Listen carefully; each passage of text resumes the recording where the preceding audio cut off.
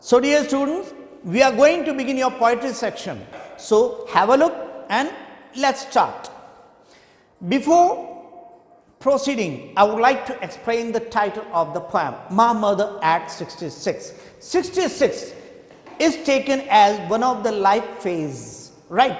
And this is, some people think it is old age, some people think no, it's too early, it's not an old age. So different feelings, right? It all depends how we think about our life. But let's have a look at the introduction of the poetess of this poem, Kamla Das.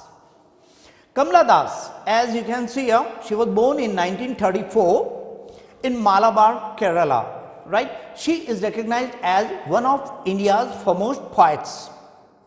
She was one of leading poets of India, right? Her works are known for their originality, versatility and the indigenous flavor of the soil, right? Kamla Das has published many novels and short stories in English and Malayalam under the name Madhavi Kutti. Means Kamla Das wrote and translated everything she had written in two languages, and they are English and Malayalam, but everything was under her pen name. And what was her pen name? That was Madhavi Kutti, right? Madhavi Kutti. Some of her works in English include the novel Alphabet of Lust in 1977, a collection of short stories Padmavati the Harlot and other stories 1992. In 1992, some more stories were published. In addition to 5 books of poetry, she is a sensitive writer who captures the complex subtleties of human relationships in lyrical idiom.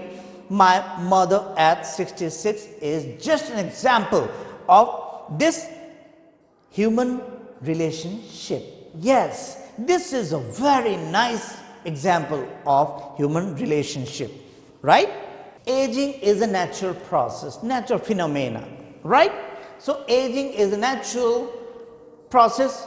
Have you ever thought what your elderly parents expect from us? Have you ever? So first part, aging is a natural process. You all must agree to this statement. Aging is a natural process. Everybody who is born has to undergo this process. One who is young is sure to grow old, right? And one who is old is sure to die also. So this life cycle is there. Birth, living, death. Birth, living, death. So this is known as aging. Aging means we are growing older, older and older, right? So aging is a natural process and nobody should take it otherwise. Nobody feels scared of. Nobody should feel scared of this process. Have you ever thought what your elderly parents expect from you or from us? Have you ever thought what our elderly parents, what your elderly parents want from us, expect from us, expect from you? So this is the thing we are going to discuss. Yes, in short, let me tell you, our elderly parents expect only a little from us. What? Affection, care and respect. Affection, they want affection from us. Earlier they gave us affection when we were just infants. Now they need affection. This is the cycle of life, dear students. One has to, everybody is supposed to undergo this process. Affection, care for your parents. They cared for us. Now it's time for us to care for them, right? And one more thing above them all is respect. Please do not think they are old, so they do not expect respect from us. Every time we should give respect to them. Got it? So can we start? Look, actually this poem is a sentimental and poignant account. A sentimental and poignant account of the mother's approaching end. And this account is through the eyes of the daughter, right? And when it comes to the theme of this poem, the theme of this poem may be the filial bonding, filial bond, filial love, affection, relationship between the mother and the daughter, smeared in the drop back of nostalgia and fear. So, nostalgia means memories of the past. This daughter, Kamala Das, spent her past with her mother. And fear, what fear? Fear of the future, means she is feeling afraid of losing her mother, right? Actually, when she was just a child in the company of her mother, she was always stricken by this fear that one day would be there and her mother would pass away. So, this fear frequently strikes this poetess Kamala Das, right? So, this is known as childhood fear. Got it? So, have a look. Driving from my parents' home to Cochin last Friday morning, I saw my mother beside me. One more thing about this poem. This poem is a single sentence poem. Yes, so many punctuation marks may be there, but only one full stop is there. From beginning till end, no full stop is there. So, we can say this is also a unique pattern of this poem. This pattern also makes this poem unique from others, right? Single sentence. She is explaining each and everything in single sentence. So many poetic devices are there. So we will come to know about them. And look, once it so happened that the poetess Kamala Das went to her mom's place. After spending some days with her mom, she is supposed to go back to her in-laws. So, Kamala Das is on her way. She is driving from her parents' home to Cochin airport. We are talking about Cochin, means new name is Kochi, right? But that time the name was Cochin. So, she is driving to Cochin airport and it is the time of Friday morning. So, on Friday morning, one Friday morning, Kamala Das is on her way to Cochin airport. Got it? Along with her mother in a vehicle, in a car. They both were sitting in parallel, right? I saw my mother beside me. They were on their way and they both were sitting beside each other. So, all of a sudden, it so happened that Kamala Das, the poetess, had a look at her mother inadvertently, without any intention. She had a look at her mother. So, what she observes? Her mother was dozing, means a short nap, means generally it so happens that these old people fall asleep as the vehicle starts, right? So, her mother was found dozing, open mouthed, and in this way generally these old people fall asleep. So, was her mother. She was dozing, open mouth, her mouth was half open, her face ashen like that of a corpse. Now, Kamala Das is observing her mother's face clearly, and the complexion of her mother's face is like that of a corpse. Corpse means dead body, right?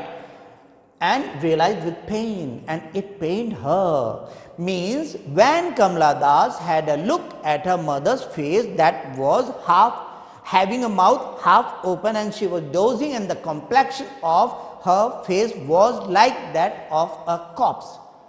What type of complexion was there? That was grey, right?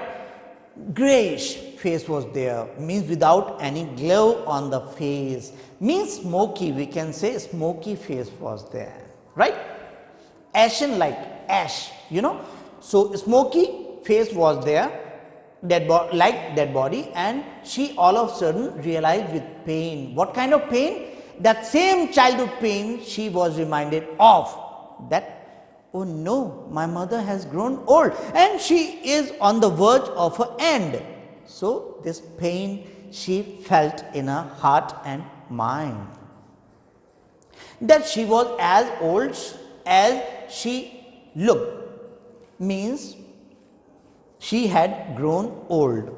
So, but soon put that thought away, and this thought means about her mother, what she was thinking now, it pained her. So she thought it better to shift her glance from her mother's face to anything else. So she decided to look out of the window of the car. She started looking out, right? She shifted her glance from her mother's face. She was as old as she looked, but soon put that thought away. She shifted her glance and looked out of the car's window, and what she saw outside the car's window, at young trees sprinting. Sprinting means to move about at fast pace, right? So trees she saw, she found trees outside the window and they were just moving. Okay, the married children, married means happy children. But do you think trees can move out? Trees can move? Of course not. But it just happens.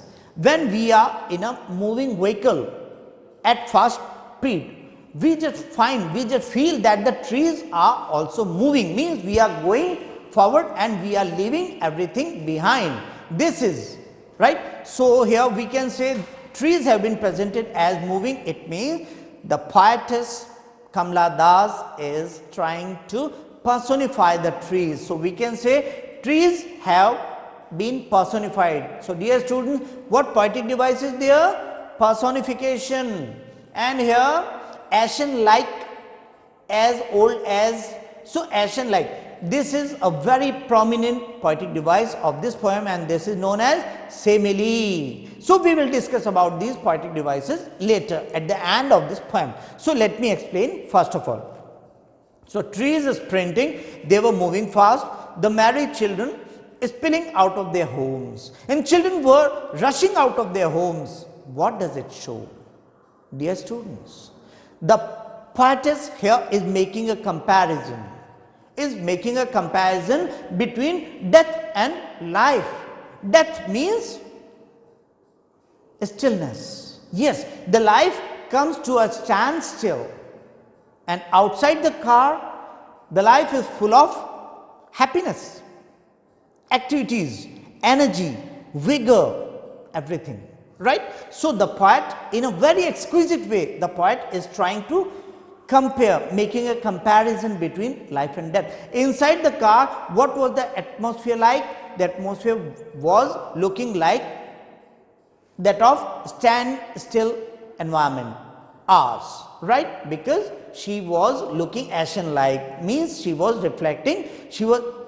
reflecting the moments of death, last moment of one's life.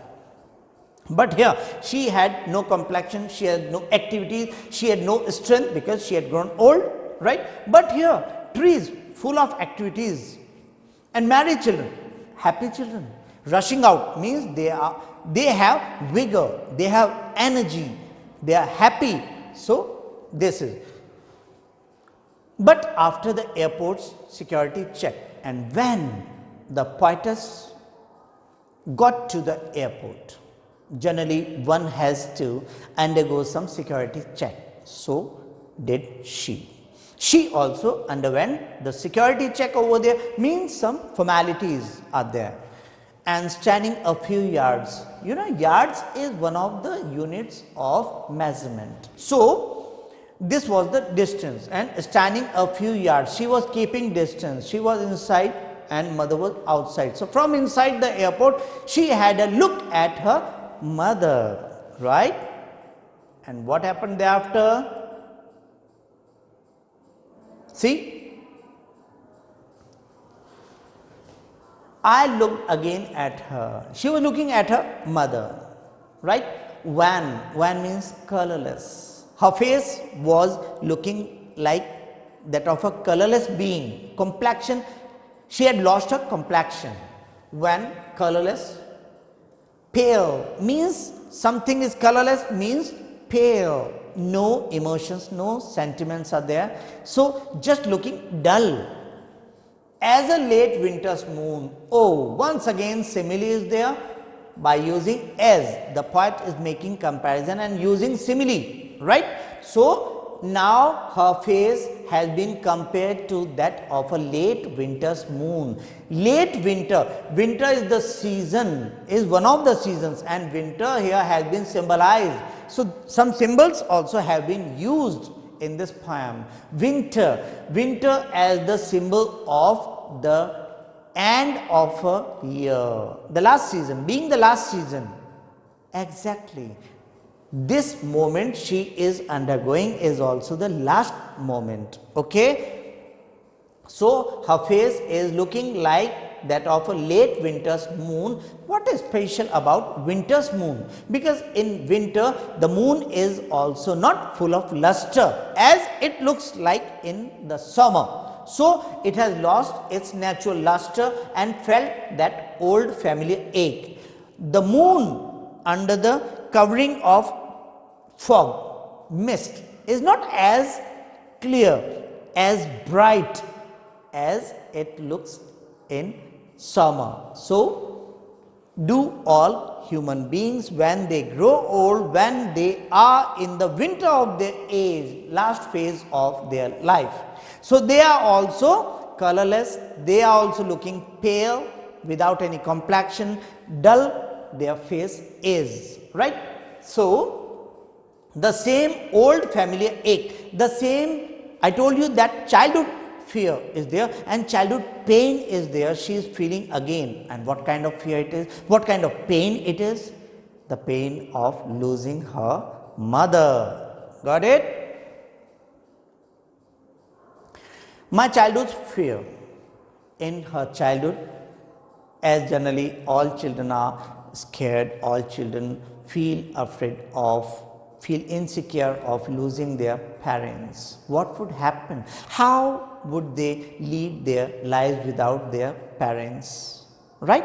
So she is also feeling the same fear, but somehow she decided to change her look, change her mindset, because her mother was, it seemed that her mother was reading her face. So she tried to look different. But all I said was, see you soon, Amma. What does it mean? It means positivity. Means she tried to look positive. Means she was showing that, Amma, very soon we will meet again. I will see you again. And this line shows that she was looking positive. Inwardly she was feeling that pain of losing her mother, but outwardly, because she, while leaving her mother, she did not want to make her upset. Okay, so all I did was smile and smile and smile. She could not say more than that and she could not do anything else but smile only. She was smiling only, and this word has been repeated thrice in this poem. Smile and smile and smile only. It means this is known as repetition, and it shows the positive approach of somebody's life. So dear students, now have a look at the poetic devices, prominent poetic devices being used here. Look, parents, Friday, mother. Do you find any rhyme scheme? No, rhyme scheme is not there. So when you have been asked about the style, asked about the poetic devices being used in this poem, what you have to write? You have to say this is a single line, single sentence poem first. And second one is no fixed rhyme scheme is there, all different words are there at the end of each line. So no rhyme scheme is there. So what we can say, this is a free verse. Any poem with no rhyme scheme is known as free verse, single sentence, free verse. And here ashen like. So this is simile. Simile is a direct comparison between two objects using certain words as or like, right? And here trees have been personified. So this is personification is there, and you can see security, standing, SS, alliteration is there, right? Sprinting, spelling. So whenever we find this type of repetition of first letter of words in the same line, known as alliteration, right? So next we can say doors, open, mouth. So whenever you find this kind of repetition of vowel sound in the word, not beginning but in the word, this is known as assonance, right? O, O, O. So this is known as assonance, okay? And consonants can also be there if consonant sound is there, right? So here security, standing, spelling, sprinting. So many poetic devices are there. This is alliteration. Next, in the next part, I looked again at her wan pale as a late winter, as a, so this is simile, right?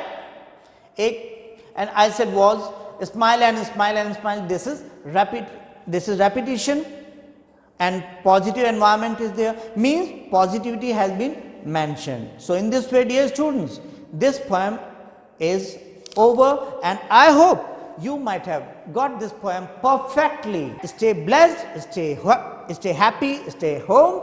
Until then, thank you.